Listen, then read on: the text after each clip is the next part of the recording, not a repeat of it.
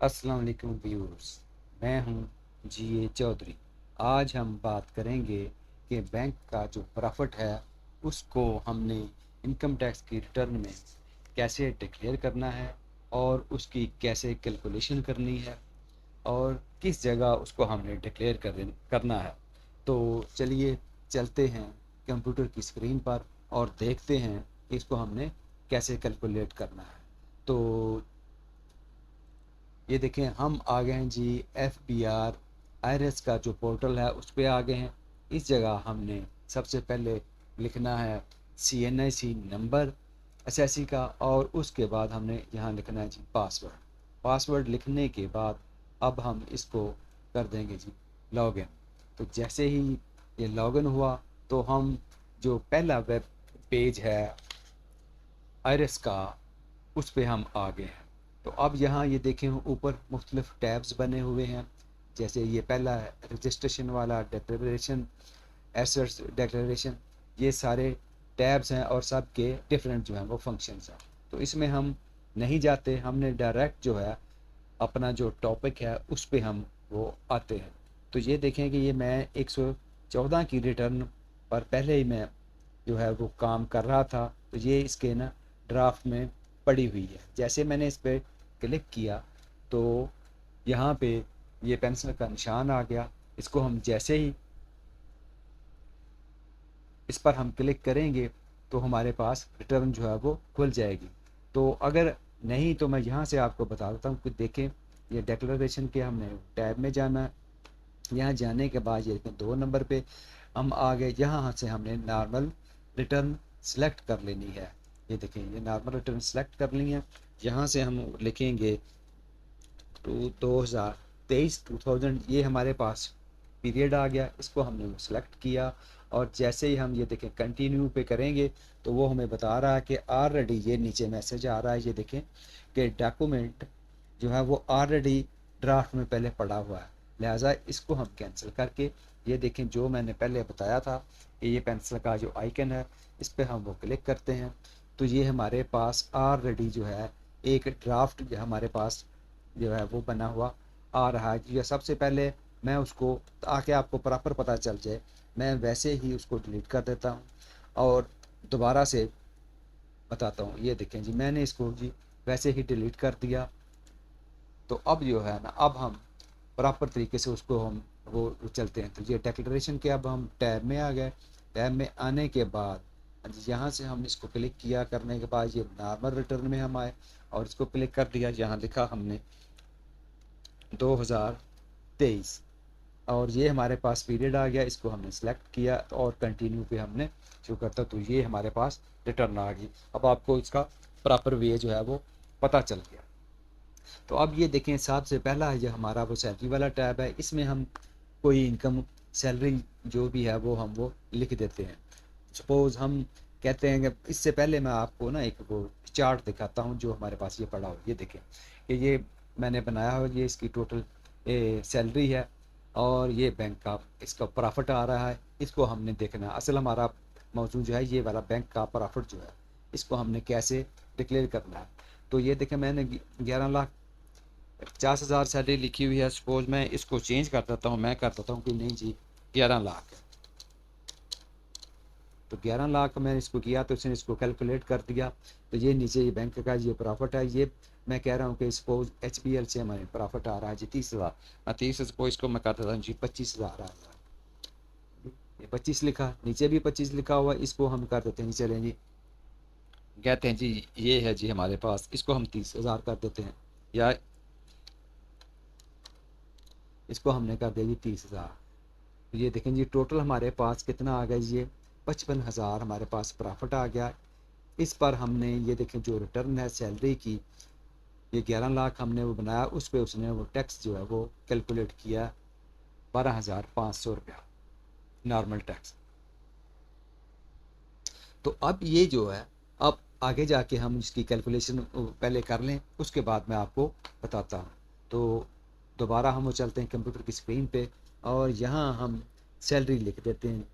अगर आपकी business income है तो वो आप वो लिख दें, लेकिन चूंकि हम वो सैलरी के साथ इसको अटैच कर रहे हैं तो हम यहाँ पे लिखते हैं जी सैलरी की इसकी इनकम 11 लाख हम इसकी सैलरी की इनकम लिख देते हैं। इसको हमने किया जी कैलकुलेट।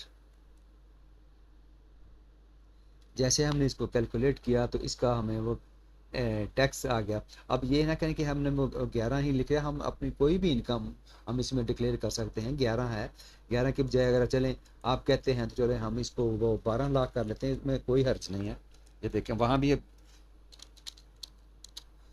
चलें जी, हमने 12 लाख हमने वो इसमें सैलरी उसकी वो डाल दी है, तो इसको कैलकुलेट कर लेते हैं। ये देखें ये 12 लाख इसकी इनकम फ्राम सैलरी आ गई। अब हमने क्योंकि हमने बैंक प्रॉफिट को हम वो डील कर रहे हैं, तो हम डायरेक्ट अब चलेंगे टैक्स चार्जेबल में। टैक्स चार्जेबल में इसके एंड पे आ जाएगा जी आगे जाके फाइनल मिनिमम एवरेज, ये फाइनल टैक्स वाला जो रेजीम है इसमें हम वो चलेंगे फाइनल टैक्स के टैब में।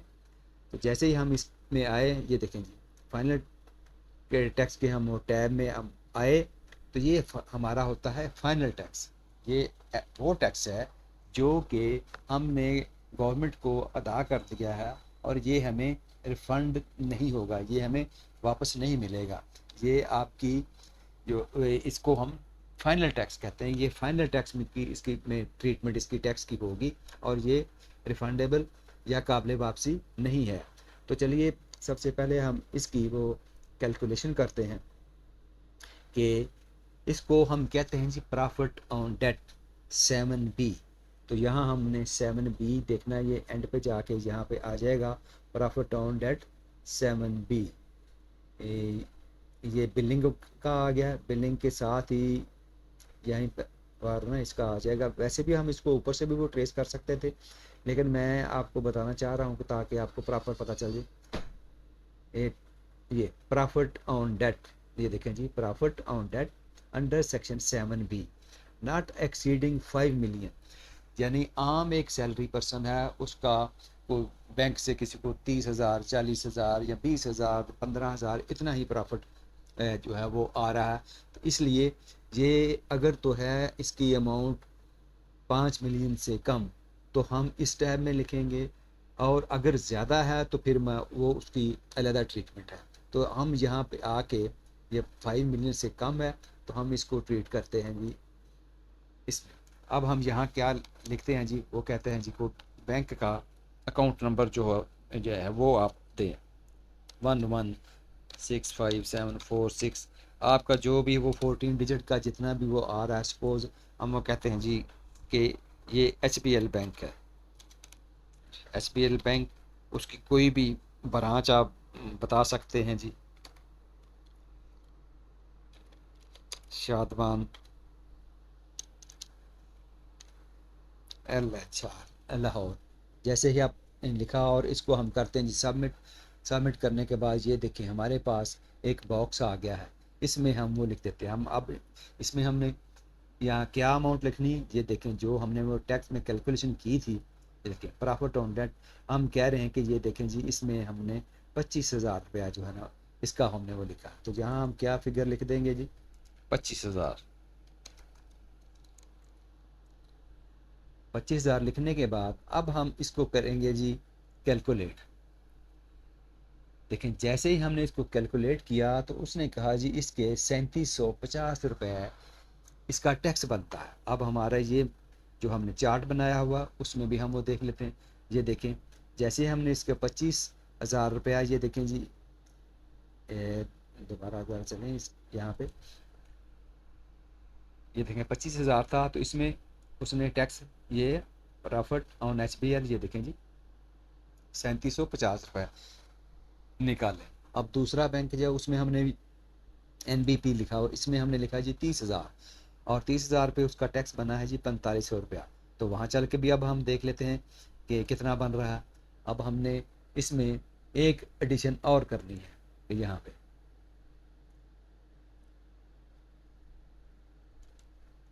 ठीक है जी, अब यहाँ हम लिख देते हैं जी बैंक का इसका कोई अकाउंट नंबर जो भी है वो हमने लिखा। वो लिखने के बाद यहाँ अब हमारा जो भी दूसरी बैंक से हमें प्रॉफिट आ रहा है उसकी जो भी ब्रांच है आप उसका आप वो लिख सकते हैं, ये भी लिखते हैं कि ये सेविंग का अकाउंट है या कि कौन सा है सेविंग अकाउंट वगैरह। तो लिखने के बाद हमने इसको करना है सबमिट। तो अब ये देखें, ये दूसरा हमारे पास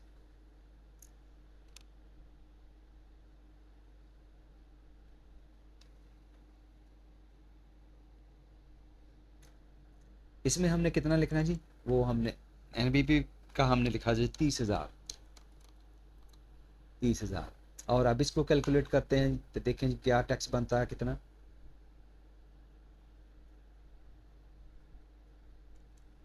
अच्छा ये देखें जी, अब ये दोनों की अमाउंट उसने बना दी है, ये देखें जी ये वाली। इस पर मैं आपको बड़ा स्क्रीन करके भी दिखा देता हूँ।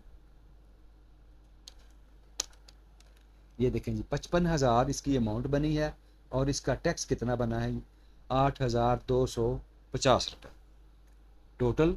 ये टोटल उन्होंने टैक्स बनाया 8,250। अपने जाके हम जो हमारे पास ये कैलकुलेशन है उसमें भी जाके हम देख लेते हैं कि ये देखें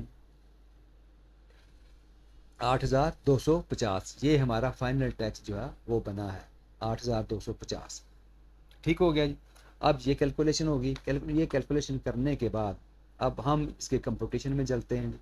वहाँ जाके हम देखते ले ये देखें कि सैलरी हमने वो 12,000 उसकी वो बनाई थी, 12,000 पर उसने टैक्स निकाल दिया जी बाई बाई 23,200। इस पे उसने टैक्स निकाला है जी, ये नॉर्मल टैक्स ये निकाला है उसने 15,000 रुपया। और ये 8,250 ये वाला टैक्स जिसमें हमारा ये रिंग है, ये गोल दायरा है, इसमें ये देखें 8,250 रुपये हमारा फाइनल था उसने वो बनाया। अब ये देखें कि ये नीचे जाके ये सारा टैक्स ये देखें वो कह रहा है जी टोटल टैक्स बना था उसका 23,250 रुपये ये वाले। और ये हमने पे करने हैं, यहाँ आ रहा है जी एडमिटेड इनकम टैक्स। तो यहाँ ये देखें वो बता भी रहा है कि इसकी PSID जो है वो जो आप जनरेट करें और इसका टैक्स जो है वो कैलकुलेट करें। तो चलिए हम दोबारा इसी में चलते हैं फाइनल एंड फिक्स में। अब ये देखें कि हमने ये जो टैक्स हमारा बना है 55,000 पे 8,250 रुपये ये हमने पे कर दिया है पहले ही, बैंक ने उसी वक्त डिडक्ट कर लिया था। बैंक ने जैसे ही हमें प्रॉफिट मिला तो बैंक ने उसी वक्त ये जो है इस पर वो टैक्स जो है वो काट लिया था। ठीक है, तो अब हम ये देखिए एक पर उसने कितना काटा, हम दोनों में चेक कर लेते हैं कि कितना कितना था। ये हमारे इसमें एक पे कटा है जी 3,750, दूसरे पे कटा है जी 4,500 रुपया। ठीक है जी, एक पे हम लिखते हैं जी 3,750, दूसरे पे लिखते हैं जी 4,500 रुपया। ये HBL पे वो कह रहा है जी 3,750 रुपये, यहाँ हमने लिखे 3,750 रुपये और यहाँ हमने लिखे जी 4,500 रुपया। और इसको हम करते हैं जी अब कैलकुलेट। ये देखें जी जैसे ही इसकी कैलकुलेशन हुई तो अब हम दोबारा चलते हैं जी कंप्यूटेशन में और देखते हैं अब हमारे टैक्स का क्या रिजल्ट बना।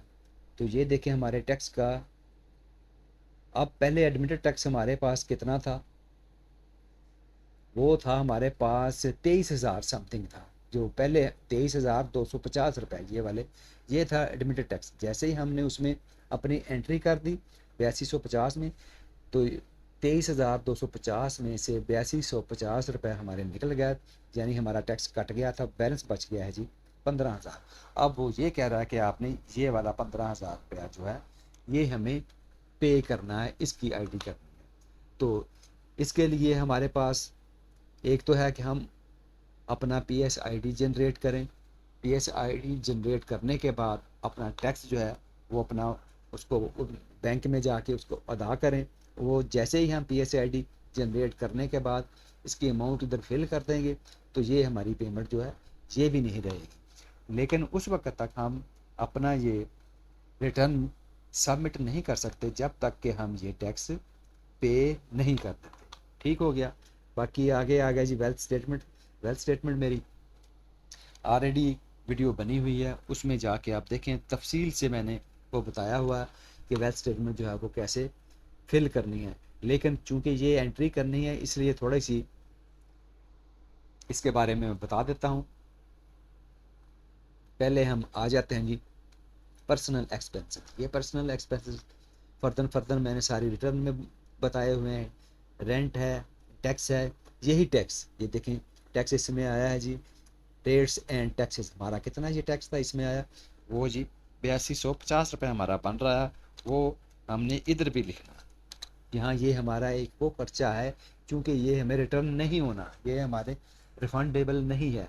ये हमारा तो सीधा सीधा एक तो ये टैक्सेस का खर्चा आ गया। ये रेंट है, इसमें आप अपना रेंट जो है, जो भी आप कहते हैं जी, हमारे रेंट जो है जी 12,000, क्योंकि इसमें 50 है, मैंने ज़रा ये भी इसमें फिगर को डाल देता हूँ। 12,350 फिगर ज़रा राउंड हो जाएगी, 12,350 हमने ये डाल दिया जी। इलेक्ट्रिसिटी आजकल ये देखेंगे, इलेक्ट्रिसिटी बिल बहुत आ रहे हैं। सपोज़ हम कहते हैं जी 2-1 लाख इलेक्ट्रिसिटी का आ गया, और उसके बाद गैस के भी कोई होंगे 4-5 हज़ार रुपया, हम साल का हमने वो डालना है, तो हम ये कहते हैं कि जी 15,000 इसका भी आ गया। ठीक हो गया जी। और कौन से हैं, ये टेलीफोन का बिल है, कहते हैं जी 25,000 इसका भी आ गया है। आजकल सारे बिल जो हैं वो बहुत आ रहे हैं। हाँ जी। इसको पहले हम ज़रा कैलकुलेट करें, ये कितना बना। ये हमारा बना जी 2,60,600 रुपया जी। तो यहाँ 15,000 जहाँ लिखा 15,400 हम करने, ज़रा फिगर सीधी हो जाएगी। अब ज़रा इसको कैलकुलेट करते हैं। 2,61,000। अब 2,61,000 हमारा ये हो गया। तो अब हमारे घर के अदर खर्चे जो हैं, किचन वगैरह सारे चलने होते हैं, तो वो खर्चे भी हम वो डाल देते हैं। हम टोटल इसको राउंड अबाउट 4 लाख हमने वो करते हैं। तो 2,61 ये हो गया। तो बैलेंस क्या बचा, तो 1,39,000 चेक कर लेते हैं कितना कैलकुलेट हुआ। ये 4 लाख पूरा हो गया। हाँ जी, ये 4 लाख के हम कहते हैं जी हमारे खर्चे हो गए। लेकिन ये मैंने तो एक रफ एस्टिमेट आपको समझाने के लिए ये मैंने बताया। आपके जितने खर्चे हैं इनमें आ रहे, आपने वो सारे वो लिखने हैं। ठीक हो गया जी। अब आ जाते हैं जी हम पर्सनल एसेट्स में। ये है वेल्थ स्टेटमेंट इसकी, जो कि मैंने मुकम्मल मेरी दूसरी वीडियो में बनी हुई है। आप उसमें जाके क्योंकि सारी उसकी कैलकुलेशन देखें। ये एक अकेली अकेली कैलकुलेशन है। मैं किसी एक हेड में वैसे टोटल फिगर जो है ना वो मैं लिखने लगा हूँ, वो मैं लिख देता हूँ, ताकि आप सिर्फ आपको समझाने के लिए किसी एक जगह पे मैं कहता हूँ जी हमारे टोटल एसेट्स जो हैं वो हमारे हैं जी कितने, 50 लाख कहते हैं, चलें जी 55 लाख के हम कर लेते हैं। इसको मैं करता हूँ जी कैलकुलेट। कैलकुलेट करने के बाद ये देखें जी हमारे 55 लाख के नेट टोटल एसेट्स जो है वो करंट ईयर के वो बता रहा है।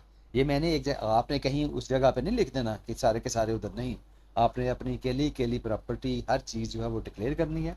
उसके लिए मेरी वीडियो आप देखें वेल्थ स्टेटमेंट की, नीचे डिस्क्रिप्शन में जाके आपने वहाँ जाके वो क्लिक करें। वेल्थ स्टेटमेंट वाले की जो वीडियो है उस पर आप क्लिक करते हैं, सारी वो इन्फॉर्मेशन आपको अकेले अकेले टैब की वो मिल जाएगी। अच्छा जी, अब आ जाते हैं असल ये जो है जगह रिकन्सिलिएशन में। इसके लिए ये सारा कुछ मुझे वो करना पड़ा। तो सबसे पहले ये 55 लाख के हमारे एसेट्स बन गए जी इस साल के करंट ईयर के। तो अब हमने पिछले साल के हम वो बना लेते हैं। सपोज़ हम कहते हैं जी कि वो हमारे बने हैं जी 50 लाख के हमारे वो बने हैं। ये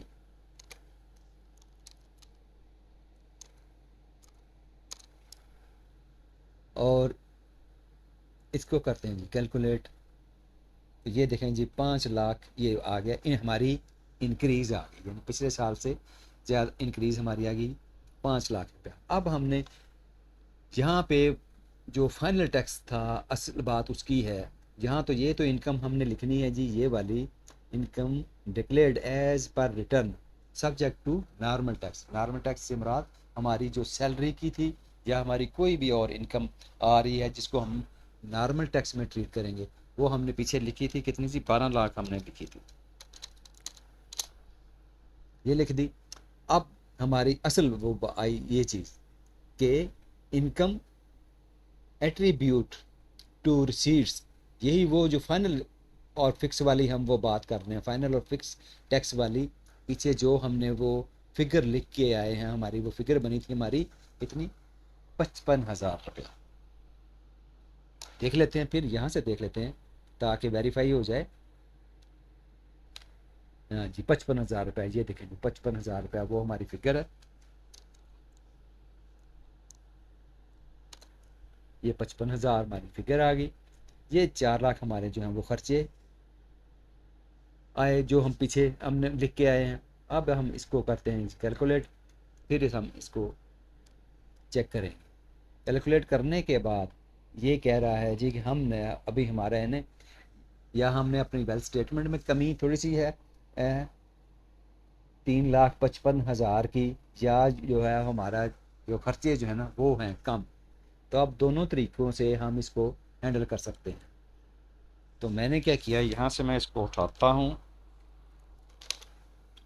कॉपी करते हैं इसकी, और यहाँ हम अपने पर्सनल एसेट्स में हम चलते हैं। तो यहाँ जाके ये कह रहा है जी 55 है, तो एक किसी और में मैंने